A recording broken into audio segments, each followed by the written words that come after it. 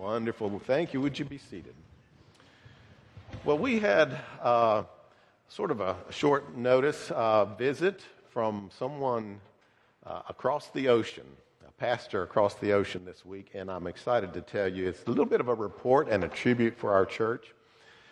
Imagine, go ahead, Nathan, if you will. Imagine you're out for a Sunday drive in northern Norway, along the inlet banks of the Norwegian Sea in the month of April. Above the Arctic Circle, you wouldn't be surprised to see snow on the ground. But wait a minute, what's that sign say? You probably don't speak Norwegian. Anybody here speak Norwegian? But you find it odd to see the name Rivermont Ungdom Center. How is this name from your community and church would be found in such a foreign country? And you may, from here, I can just barely see that. But it says Rivermont Ungdom Center.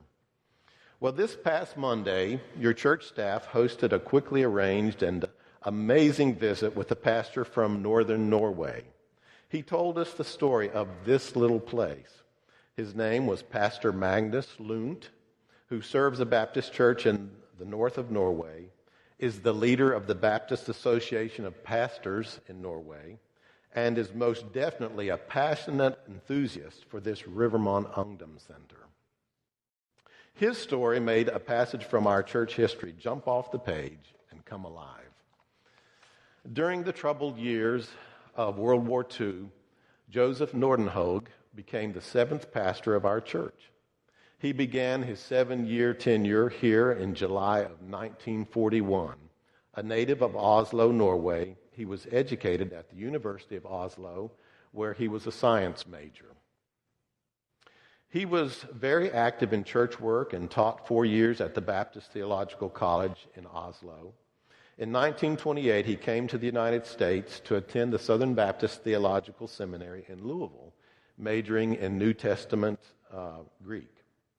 In the years to follow, he led churches back in his native country, Oslo, and then back to our country, leading a church in Kentucky, and then Vinton, Virginia, and finally here at Rivermont.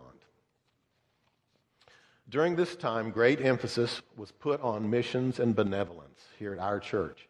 By 1947, approximately 1/2 of the total gifts of the church were given to missions.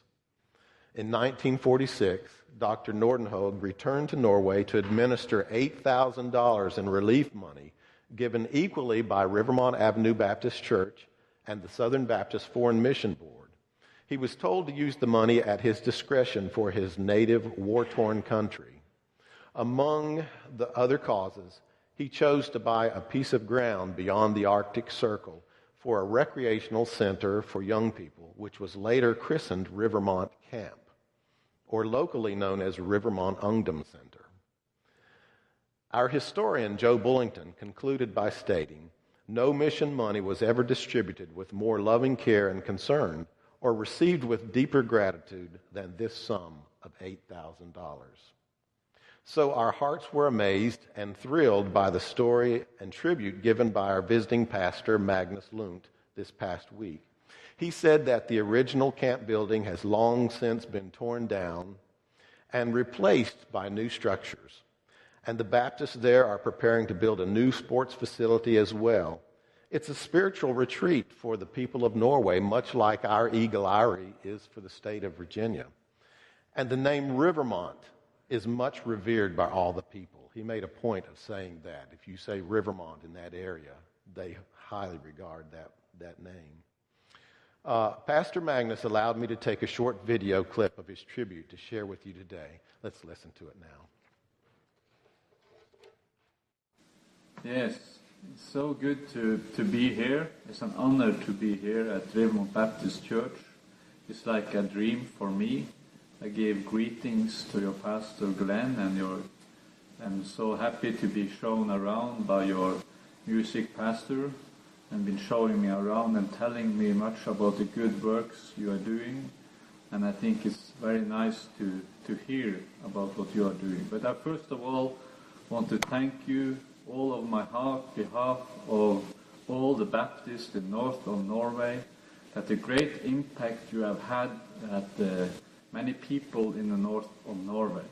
Since Josef Nordhaugen in 1947 brought this money from Rivermont Baptist Church to buy a piece of land, and it was to develop a camp for young youth and children, and it's more now today a conference center. So it has been developed much. Many people, and especially children and youth, have been saved there through your good works. I just want to tell you, encourage you, I feel like standing here is to stand on holy ground. I'm so grateful and thankful. And if you look, we have our own website, rivermont.no in Norway. And there you can see a little bit of the program, what we are doing. But first of all, we are grateful and thankful for you, and thanking God for that you make this opportunity for us. God bless you, and we will pray for you as church. And maybe this is God's ways that we could stand together for the work to reach souls for Him. And I'm praying that this will be a blessing for you and a blessing for us in Norway, that we can stand together to reach our community for Christ. God bless you. Thank you, Pat. Well, that was really uplifting, and he literally did mean it when he said a blessing of standing on holy ground. He was taking pictures of little things, and as we drive by the building, he's taking pictures. And it just was uplifting, more so probably to me and Karen and Val down in the ELC to have that tribute and to know that what had been invested way back in the 40s is growing and changing lives in another country. So, real blessing.